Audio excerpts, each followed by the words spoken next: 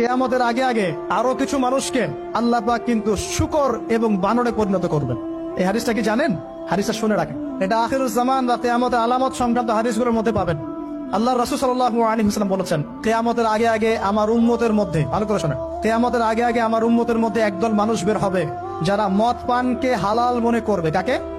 মদ পান করাকে হালাল মনে করবে। যারা বাদ্যযন্ত্র, গায়িকা, নায়িকা এগুলো নিয়ে নর্তকী নাচাবে রাতের বেলা, এগুলোকে হালাল মনে করবে।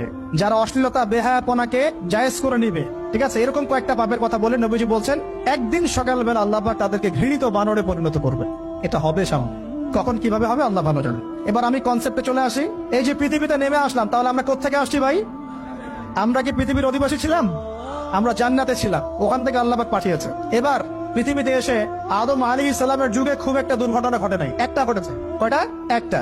ভাই হাবিলের কোরবানি কবুল হয়, কাবিলের অন্তর্দাহ হয়, জ্বালা হয়। কেন হাবিলেরটা কবুল হবে, কাবিলের কেন হচ্ছে না? এই হিংসার বশবর্তী হয়ে কাবিল হাবিলকে হত্যা করে ফেলে। হত্যা করে লাশটা দাফন করার পদ্ধতিও তার জানা ছিল না। আল্লাহ কাককে পাঠালেন, কাককে দেখে সে শিখলো। প্রথম দুর্ঘটনা হচ্ছে হাবিল কাবিলের দুর্ঘটনা। বলে রাখি, আজকেও নিজের ভাইয়ের বেশে বহু কাবিল মুসলিম সমাজের মধ্যে ঘুরে বেড়ায়। নিজের ভাইয়ের লেবাসে, পোশাকে, সুরতেই বহু কাবিল এখনো কিন্তু মুসলিম সমাজে ঘুরে বেড়ায়। তো আমরা কাবিলদেরকে কাবিলের পরিণতি সম্পর্কে সচেতন করতে চাই। হাবিল বলেছিল, তুমি যদি আমাকে মারতে আসো, আমি তোমাকে মারার জন্য হাত বাড়াবো না। হাবিল জান্নাতে যাবে আর কাবিল জাহান্নামে যাবে। কেন কাবিল জাহান্নামে যাবে? নবীজি বলেছেন, পৃথিবীর প্রথম হত্যাকাণ্ড সংগঠিত করেছে কাবিল। এই কারণে পৃথিবীতে যত খুন হবে, সমস্ত খুনের পাপের একটা অংশ কাবিলের আমলনামায় যোগ করা হবে। বলে নাউজুবিল্লাহ।